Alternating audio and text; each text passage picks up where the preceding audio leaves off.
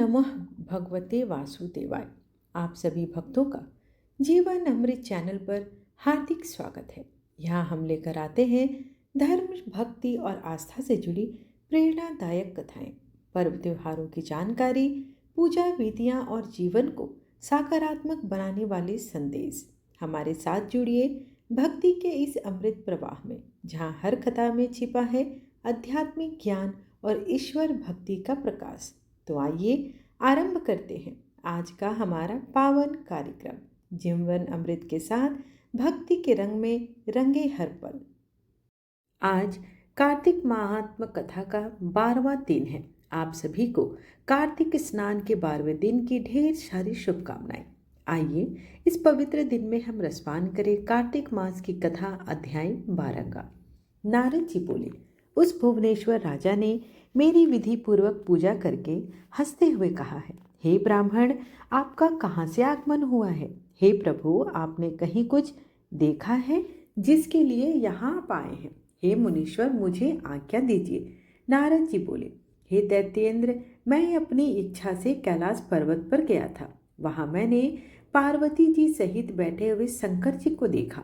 कैलाश 10,000 योजन चौड़ा है और कल्प वृक्षों का उसमें बड़ा सा वन है और वह सैकड़ों कामधेनुओं से भरा हुआ है और चिंतामणियों से प्रकाशमान हो रहा है। उस बड़े आश्चर्य को देखकर मेरे मन में बड़ा वितर्क हुआ कि त्रिलोकी में कहीं ऐसी समृद्धि है कि नहीं। हे दैत्येंद्र, मैंने आपकी भी संपत्ति का स्मरण किया और उसे देखने की इच्छा से यहाँ आपके समीप आया हूँ। सब कुछ होते हुए भी स्त्री रत्न से रहित तुम्हारी इस समृद्धि को देखकर मैं सोचता हूँ कि शिव जी के समान त्रिलोक में कोई समृद्धशाली नहीं है। यद्यपि अप्सराएं और नागकन्याएं आदि तुम्हारे घर में त्रिलोकी में कोई समृद्धशाली हो भी नहीं सकती, फिर भी वे पार्वती के समान नहीं है। उसके सौंदर्य समुद्र में डूबे हुए ब्रह्मा ने अपना वीर्य छोड़ दिया था, तब उसके साथ किस स्त्री की उपमा दी जा सकती है? तपस्वी शिव जी भी एक समय मछली का रूप धारण करने वाली पार्वती द्वारा अपनी लीला से सौंदर्य रूपी वन में घुमाए गए थे। सृष्टि के समय अर्थात पार्वती की उत्पत्ति के समय ब्रह्मा ने भी जिसके रूप को बार बार देखकर अप्सराओं को उत्पन्न किया, परंतु उनके समान एक भी नहीं हुई। अतः स्त्री रत्न को भोगने वाली उन शिव जी की समृद्धि सर्वश्रेष्ठ है। हे दैत्येंद्र, सब रत्नों के स्वामी होते हुए भी तुम्हारी समृद्धि वैसी अर्थात शिव जी की जैसी नहीं है। ऐसा कहकर और उससे पूछकर जब मैं वहां से चला आया, तब वह दैत्यों का राजा पार्वती के रूप को श्रवण कर काम ज्वर से पीड़ित हो गया। इसके उपरांत उसने विष्णु की माया से मोहित होकर शिव जी के पास सिंहिका के पुत्र राहु को दूत बनाकर भेजा। राहु श्वेत वर्ण चंद्रमा के तेज को अपने शरीर की कालिमा से कृष्ण पक्ष के चंद्रमा के समान करता हुआ कैलाश को गया।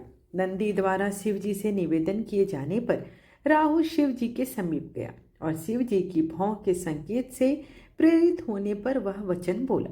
राहु ने कहा, हे वृषध्वज, देवता और सर्पों द्वारा सेवन योग्य तीनों लोकों के स्वामी और सब रत्नों के ईश्वर जलंधर की आज्ञा को सुनो।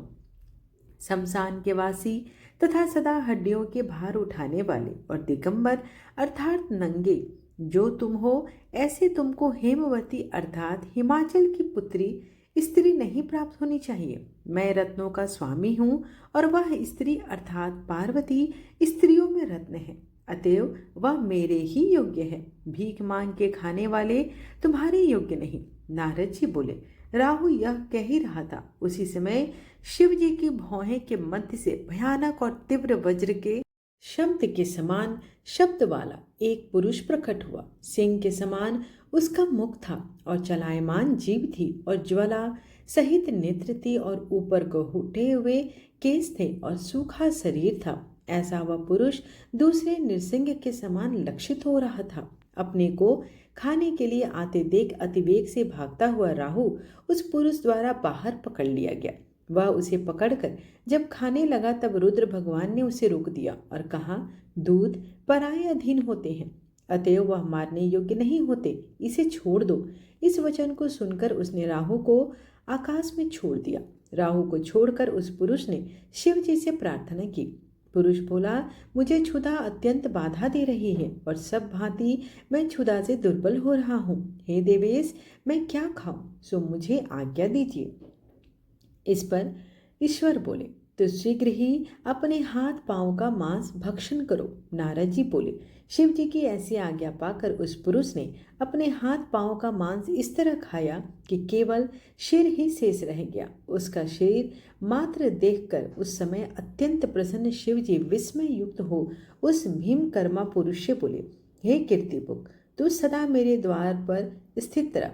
नारद जी बोले, तब से कीर्तिमुख शिव जी के द्वार पर स्थित रहता है। जो प्रथम कीर्तिमुख का पूजन नहीं करते, उनकी पूजा वृथा हो जाती है। उस पुरुष से छूटा हुआ राहु बर्बर स्थल में जा गिरा। इस कारण वह बर्बर नाम से पृथ्वी में प्रसिद्ध हुआ। तदंतर लोक में अपने को फिर उत्पन्न मानता हुआ राहु जलंधर के पास गया और समस्त वृतांत कहा। इस प्रकार कार्तिक मास महात्म्य कथा का 12वां अध्याय यहीं पर समाप्त हुआ। आइए अब भगवान विष्णु और उनकी भक्त की कथा सुनते हैं। फिर विष्णु चालीसा, तुलसी चालीसा और समापन आरती के साथ करेंगे। एक बार की बात है कि एक औरत अपनी एक छोटी सी बेटी काजल के साथ रहती थी। उसके पति का देहांत कोरोना के टाइम में हो गया था। पति के मर जाने के बाद ससुराल वालों का रवैया ही बदल गया।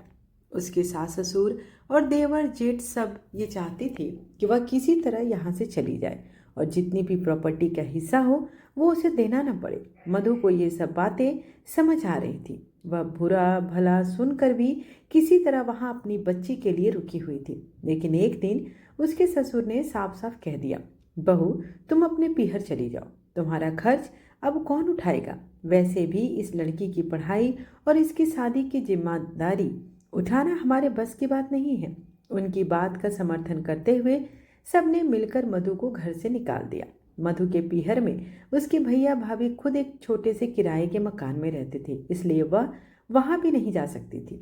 लेकिन वह मजबूरी में अपने भाई के घर पहुंच जाती है। वह अपने भैया से कहती है, भैया आप मुझे कुछ दिन यहाँ रहने दीजिए, फिर मैं कोई काम ढूंढ लूंगी और रहने। अगले दिन से वह काम की तलाश में भटकने लगती है, लेकिन उसे कहीं भी काम नहीं मिलता। शाम को जब वह घर आती है तो देखती है कि उसकी बेटी की तबीयत बहुत खराब है। वह काजल को लेकर डॉक्टर के पास जाती है। डॉक्टर उसका इलाज करता है और कहता है कि इसमें खून की कमी आ गई है, इसके खाने पीने का अच्छे से ध्यान रखो, फल खिलाओ और साथ में ये दवाइयाँ लिख रहा हूँ इसे भी देना। मधु के पास कुछ पैसे थे। वह काजल को घर छोड़कर केमिस्ट की दुकान पर जाकर और दवा ले आती है। दवाइयाँ मिलाकर 500 रुपये हो जाते हैं। मधु के पास केवल 200 रुपये थे। वह केमिस्ट से दवाई उधार ले के लिए कहती है, लेकिन वह मना कर देता है। पर्चा वापस लेकर मधु घर की ओर चल देती है। रास्ते में एक बंद दुकान की सीढ़ियों पर बैठकर वह अपने भाग्य पर रोने लगती है।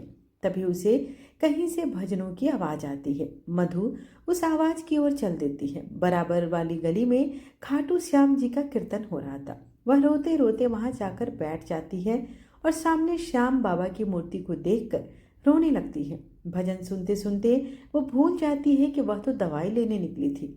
सब हारे के सहारे की जय जयकार कर रहे थे, लेकिन मधु इस सब से बेखबर बस रोई जा रही थी। बैठे बैठे कब घंटों बीत गए उसे पता ही नहीं चला।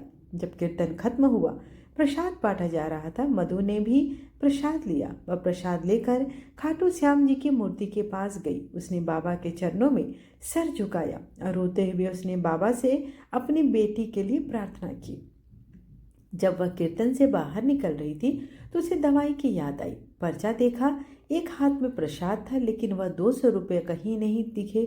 फिर उसे याद आया कि वे तो पैसे उसके हाथ में से बाबा के चरणों में गिर गए थे। मधु घबरा गई। अब मेरी बेटी का क्या होगा, यह सोचकर वह रोने लगी। पैसे वापस मांग भी नहीं सकती थी। वहाँ तो बहुत से लोग पैसे चढ़ा रहे थे। वह वहीं खड़े खड़े रोने लगी। फिर मुड़कर घर की ओर चल दी। तभी किसी ने उसे आवाज़ दी। मधु ने पलट कर देखा। एक आदमी जो प्रसाद बांट रहा था वह उसके पास आया और बोला, बहन मैं तुम्हें बहुत देर से देख रहा हूँ, तुम जब से आई हो रो रही हो, क्या बात है? मधु ने कहा, कुछ नहीं और चल दी। लेकिन उस आदमी ने कहा, बहन, मैं तो समझ रहा था तुम बाबा के गुणगान सुनकर खुशी में रो रही हो, लेकिन लगता है बात कुछ और है। मुझे बताओ तुम कौन हो? ये कीर्तन मैंने ही करवाया है। बाबा के दरबार से कोई निराश यहाँ से जाए या सह नहीं है। बताओ क्या परेशानी है? उसने रोते हुए सारी बात बता दी। तब उस आदमी ने काम कर रहे एक लड़के को बुलाया और मधु के हाथ से पर्चा लेकर उसे दिया। 1,000 रुपये दिए और कहा कि इस पर्चे की दवाइयाँ और बाकी बचे पैसे से फल लेकर आओ। उसे भेजकर उस आदमी ने कहा, बहन, जब तुम निराश हो गई तभी तुमने बाबा के भजन सुने, जिसे सुनकर तुम यहाँ आई। बस समझो कि बाबा ने तुम्हें बुलाया है और चिंता मत करो। कल तुम आकर मुझसे मिलना। बाबा की कृपा से मेरी बहुत बड़ी फैक्ट्री है जिसमें तुम्हारी जैसी बहनें काम भी करती हैं, तो तुम्हें काम भी मिलेगा और रहने का इंतजाम भी हो जाएगा। मधु कुछ बोल न सकी, वह बस रोई जा रही थी।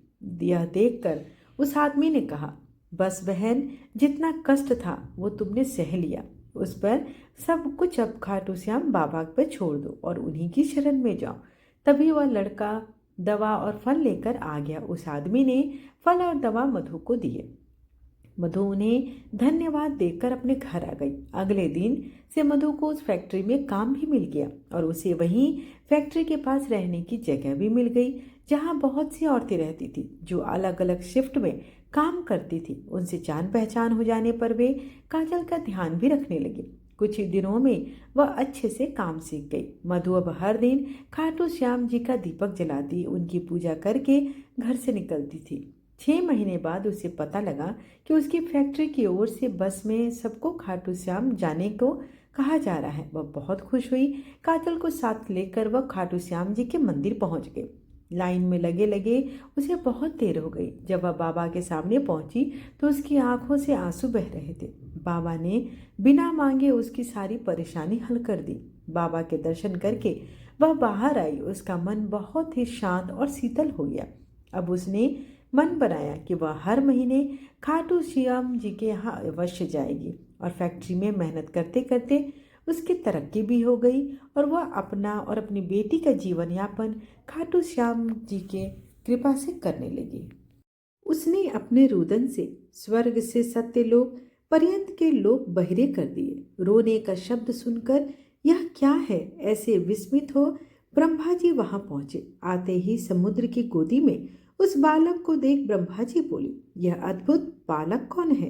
यह ब्रह्मा जी का वचन सुनकर समुद्र बोला और ब्रह्मा को आते देख समुद्र ने हाथ जोड़ा और प्रणाम कर उस बालक को उनकी गोदी में बैठा दिया और कहा कि गंगा सागर के संगम में उत्पन्न यह मेरा पुत्र है।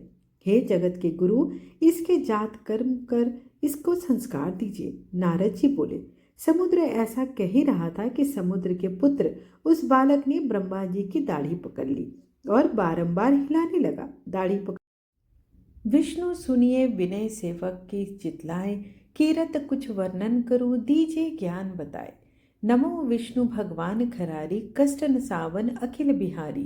प्रबल जगत में शक्ति तुम्हारी, त्रिभुवन फैल रही उजियारी। सुंदर रूप मनोहर सूरत, सरल स्वभाव मोहनी मूरत। तन पर पीतांबर अति शोहत, वैजंती माला मनमोहत। शंख चक्र कर गदा विराजे, देखत दैत्य असुर दल भाजे। सत्य धर्म मद लोभ न गाजे, काम क्रोध मद लोभ न छाजे। संत भक्त सज्जन मन रंजन, दनुज असुर दुष्टन दल गंजन। सुख उपजाए कष्ट सब भंजन, दोष मिटाए करत जन सज्जन।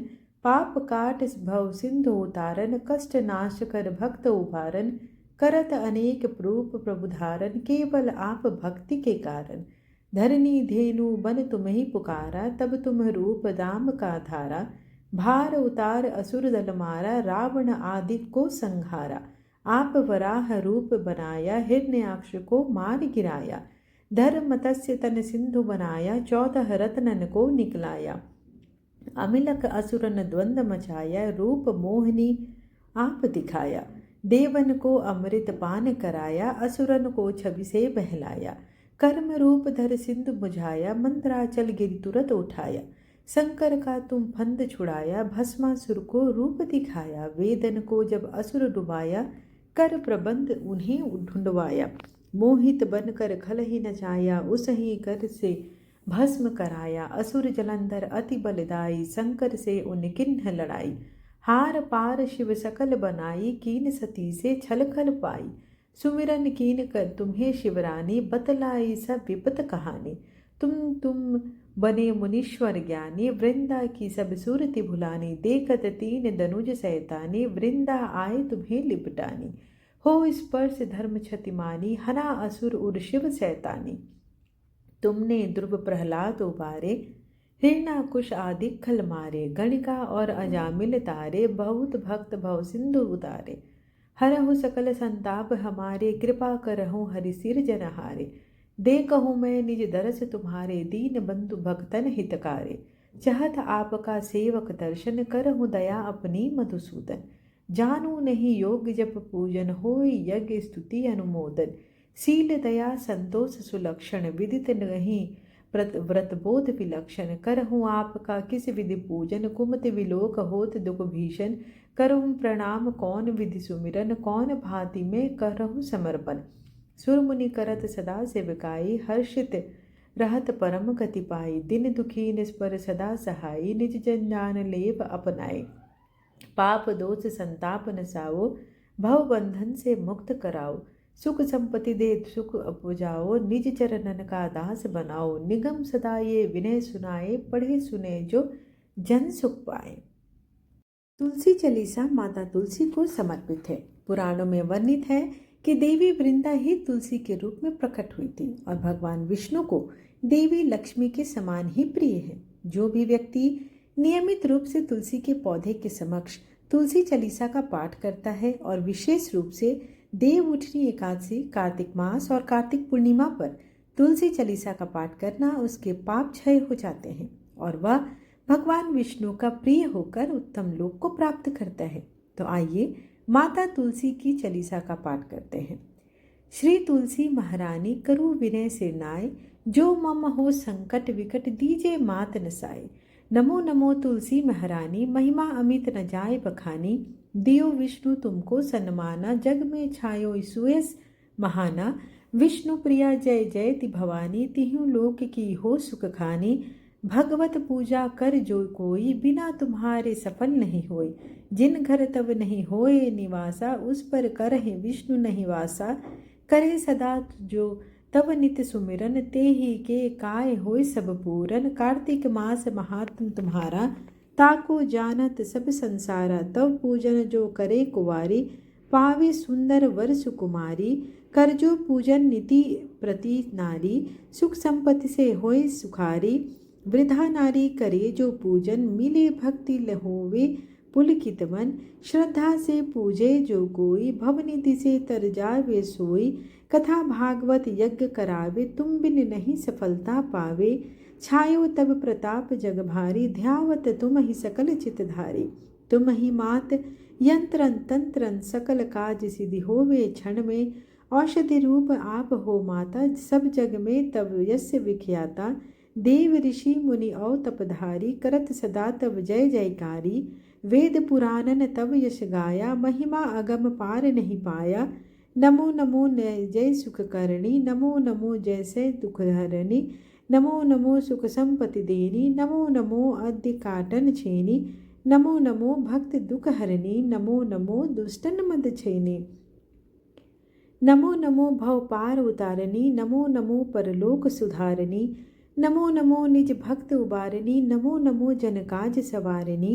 नमो नमो जय कुमति नसावनी, नमो नमो सुख उपजावनी। जयति जयति जय तुलसी माई, ध्याऊँ तुमको शीस नवाई। निज जन जो जानी मोहि अपनावे, बिगड़े कारज आप बनाओ। करूँ विनय मातु तुम्हारी, पूर्ण आशा परहूँ हमारी। शरण चरण कर जोरी मनाओ, निस दिन तेरे ही गुण गाऊँ। करहूँ मात यह सब अमो पर दया, निर्मल होए सकल मम काया। मंगो मात यह दर बर दीजिए, सकल मनोरथ पूर्ण कीजिए। जनु नहीं कुछ नेम आचारा, क्षम हो मात अपराध हमारा। बरह मास कर जो पूजा, तासम जग में और न दूजा। प्रथम ही गंगा जल मंगवावे, फिर सुंदर स्नान करावे। चंदन अक्षत पुष्प चढ़ावे, धूप दीप नैवेद्य लगावे, करे आचमन गंगा जल से, ध्यान करे वो हृदय निर्मल से, पाठ करे फिर चालीसा की, स्तुति करे माता तुलसी की। यह विधि पूजा करे हमेशा, ताके तन नहीं रहे कलेसा। करे मास कार्तिक का साधन, सोवे नीत पवित्र सिद्ध हुई जाई।